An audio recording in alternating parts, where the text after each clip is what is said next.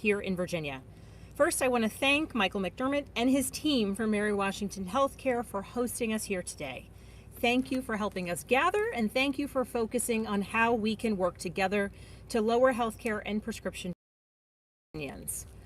During the pandemic, your staff worked tirelessly around the clock to keep our community members safe and healthy. And as we rebuild from the dark moments of COVID-19, thank you for providing hope, and thank you for being here today as we look towards the future. I also want to thank the small business majority for joining us here today so that we can learn more about how the Inflation Reduction Act will benefit so many small businesses and their employees here in Virginia. I also want to give a special thanks to the Virginians who are here today to share their stories about how high drug costs have impacted their lives and how smart reforms like those in the Inflation Reduction Act aren't just responsive to the needs of our communities, but are building the building blocks for a stronger, healthier, and more economically sound Commonwealth. Since first coming to Congress and even before then, on the campaign trail, I heard concern after concern, story after story, heartbreaking experience after heartbreaking experience about high prescription drug prices. Whenever and wherever I travel across Virginia's 7th District, I hear from Virginians about the high cost of prescription drugs and how it's forcing them to make difficult decisions. For many, it's forcing them to choose between filling their prescription or putting food on the table for the next meal. And today, I am proud to stand here alongside both providers and patients to make clear that we are taking action. Not just talking about action, but we are getting things done. And I'm proud that the Inflation Reduction Act recognizes that getting sick in America costs too much money. It recognizes that American seniors pay 10 times or more as patients in other countries for the exact same prescription medications. And that's why I'm glad that this law finally gives Medicare the ability to negotiate drug prices. And not only will this reform mean savings for individuals on Medicare, but it strengthens the program's integrity in the long run. I'm proud that the Inflation Reduction Act also recognizes the hardships faced by seniors on fixed incomes.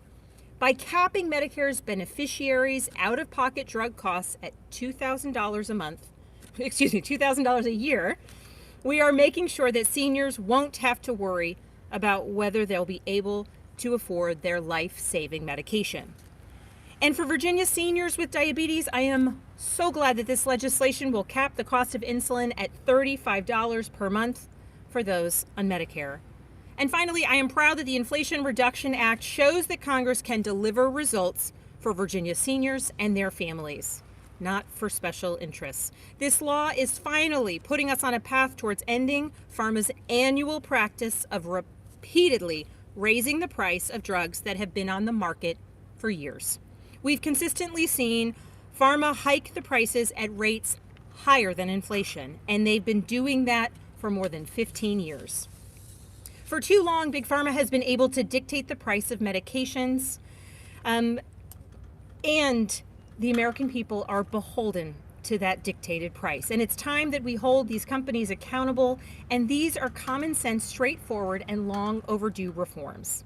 But when it comes to smart and responsible healthcare reforms that lower costs, the Inflation Reduction Act doesn't only impact seniors. It will also prevent premium hikes on Virginia's middle-class families, entrepreneurs, and small business owners. And by extending the current health insurance premium subsidies through 2025, this law makes sure that the cost savings we have seen over the last year on the exchange aren't wiped away in this moment of financial uncertainty. Analysts have done the math on how much the improved ACA is saving constituents right here in Spotsylvania. For a 60-year-old couple in the county of Spotsylvania who are too young for Medicare, the Inflation Act means they could save up to $16,000 a year on their health insurance premiums through the marketplace. For a single 26-year-old who may have just left their parents' health insurance and is shopping for the first time for a health care plan, that young person will be able to save up to $1,400 a year on premiums. And for a family of 2 kids, the subsidies will save them more than $6,400 a year. These are real, tangible savings for families, and the Inflation Reduction Act means that the ACA will continue to make differences strong, important differences throughout our communities. Virginia's families, small business owners, and seniors shouldn't have to choose between health and their bank accounts. And I was proud to support this legislation because I know how much it means to Virginia's seniors, families, and small business owners who have waited for years, even decades, for relief from high healthcare costs. As I have certainly said before, this is with Virginia seniors. And in places right here in Fredericksburg and in Spotsylvania County, we know that people continue to struggle to afford their medication. And so this vote was about recognizing the hardships faced by Virginia's working families, and particularly in this moment marked by increasing costs. Instead of refusing to take real steps to combat high prices, this legislation will help people. And this vote was about supporting small business owners who shouldn't have to worry about accessing and providing quality healthcare coverage while pursuing their dreams of starting a business, growing their operations, or employing more members of their community. High prescription drug prices and in healthcare costs don't discriminate between Democrats or Republicans or independents, and they don't discriminate between suburban, urban, or rural communities, and they don't care if you can afford the asking price or not. The issue touches nearly every Virginian, whether it's an individual, their spouse, their parent, their grandparent, and we will hear from patients today. I am so proud and honored to stand here with them. I thank them for telling their stories. And now it is my privilege to introduce Michael P. McDermott, the President and CEO of Mary Washington Healthcare.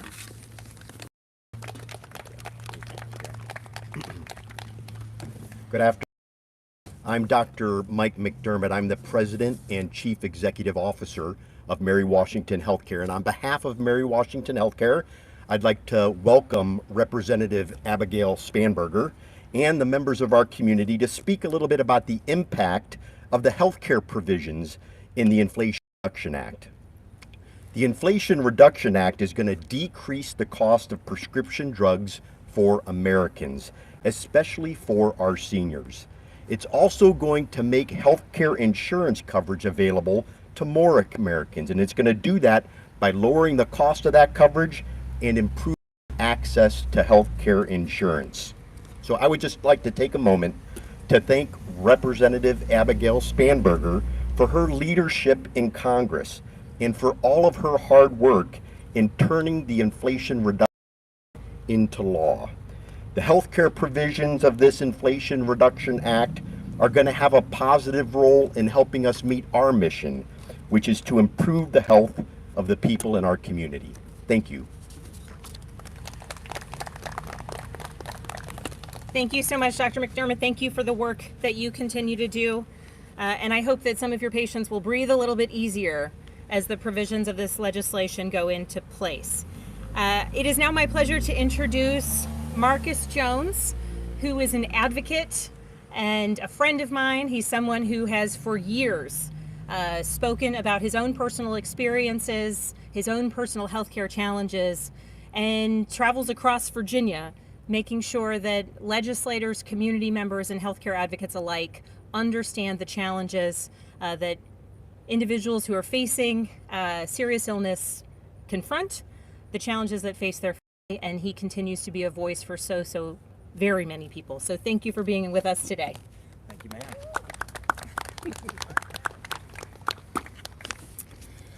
My name is Marcus Jones, and I'm from Henrico County. I've been living with multiple sclerosis for 14 years, and I'd like to congratulate Congresswoman Spanberger on the passage of the Inflation Reduction Act.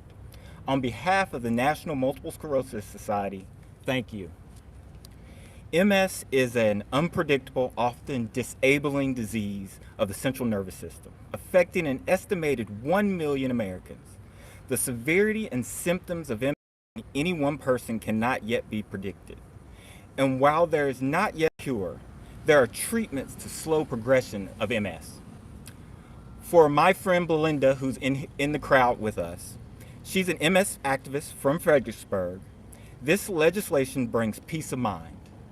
Diagnosed in 2008, whenever she has a relapse, she is treated with an Acthar gel. Approved by the FDA in 1952, in 2001, one vial cost $40. Today, it's over $40,000. For Medicare beneficiaries like Belinda, the $2,000 cap could be life-changing. And this particular medication meets qualifications for Medicare to directly negotiate the price.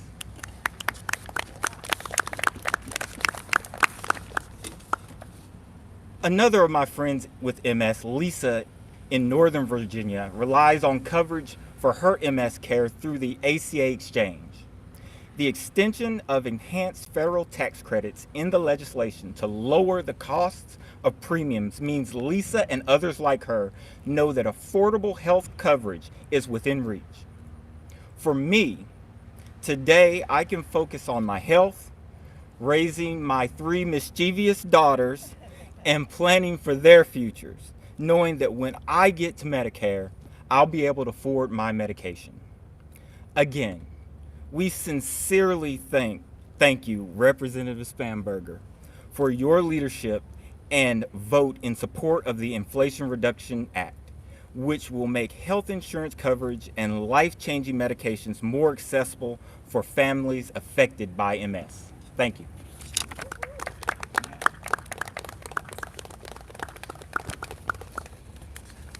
It's now my pleasure to introduce Stephen Spacevich, who, like Marcus Jones, is someone I have known for quite some time because I have known his family story. The challenges that he as a parent faces, that he as a family contending with a hemophilia diagnosis face, the expensive nature to keep his wonderful done to educate me on your family's experiences, and certainly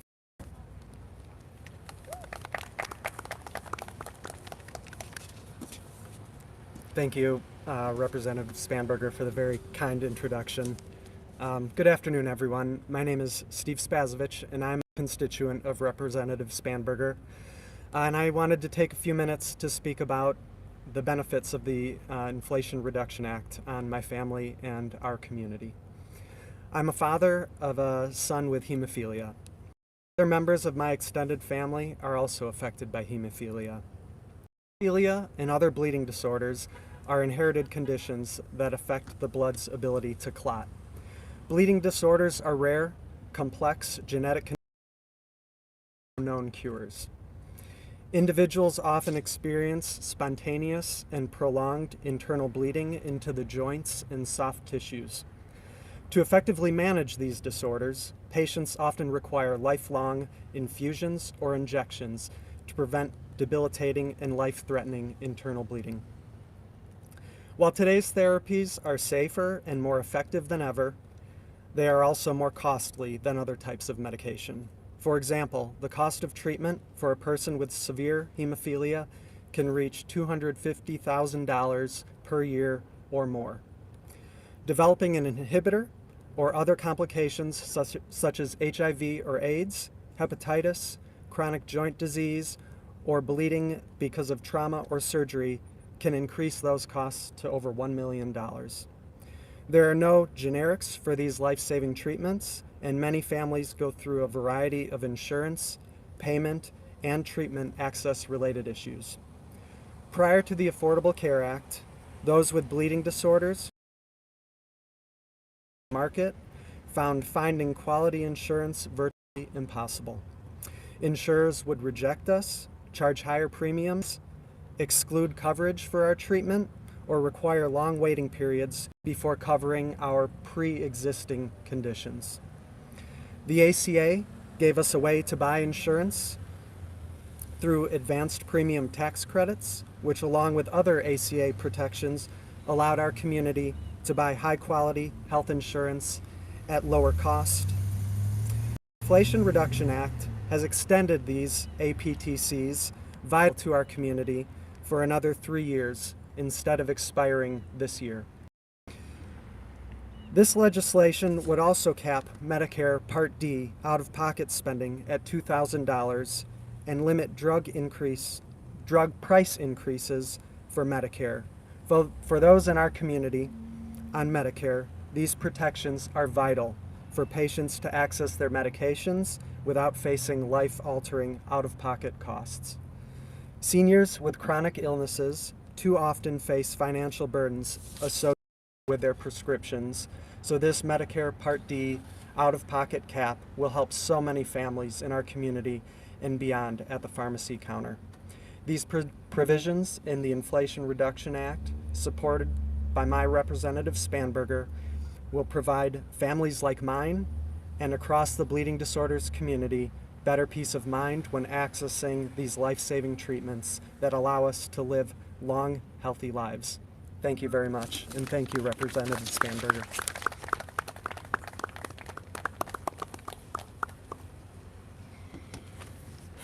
Now it is my pleasure to welcome Awesta Sarkash to speak to us a little bit about what this legislation means to the business community, the small business community, and those who recognize the challenges within our healthcare system are not just limited to individual patients or hospital systems. Thank you so much.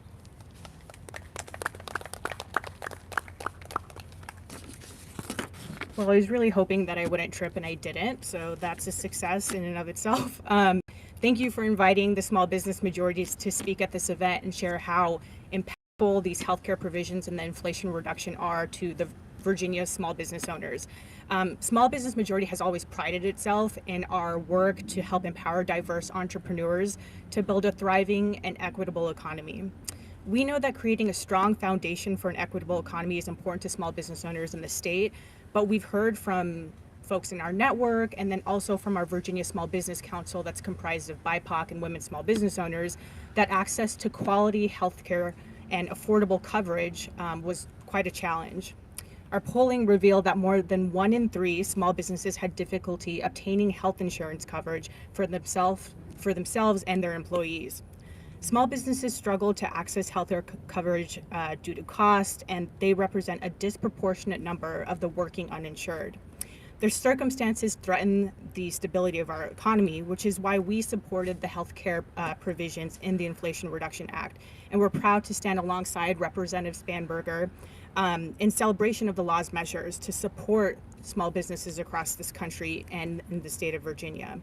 Extending the ACA premiums alone will significantly lower healthcare costs for those who work for and own small businesses. Without this extension, many small business owners and self-employed individuals would have seen their premiums skyrocket next year, and this would have obviously been very disastrous. We feel small businesses are still recovering from the pandemic and maybe wouldn't be able to withstand an increase in healthcare prices. So we're grateful for leaders like the representative who stepped in to stop small business owners and workers from being hit with massive prices. Additionally, our research has shown that nearly 9 out of 10 small business owners think that prescription drug prices in America are extremely too high. For years, drug prices have been hurting small business owners' bottom lines. They face punitive healthcare costs, paying on average 18% more than their large business counterparts. Unfortunately, those higher costs are often shifted to their employees, or smaller firms have no choice but to reduce the number of employees who receive health benefits. So allowing Medicare to negotiate drug prices will help lower prices, cap out-of-pocket costs, and make prescriptions much more affordable. These provisions in the Inflation Act will directly lower healthcare costs for those small businesses in the state, make this new law instrumental in helping to foster an equitable small business ecosystem here in Virginia. So we're eager to work alongside with Representative Spanberger and thank her for pushing these common sense policies forward. Thank you.